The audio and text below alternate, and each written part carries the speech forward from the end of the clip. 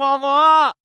今天和朋友去吃馋了很久的红糖糍粑，糍粑都是阿姨现搓现做的，胖嘟嘟的一个感觉就很糯叽叽的。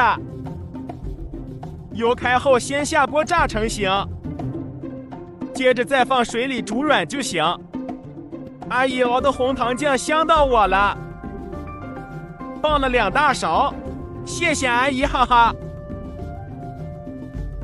把酱汁煮成黏糊的差不多就好了，每个糍粑小胖子都裹满了酱汁，撒上花生碎就出锅了。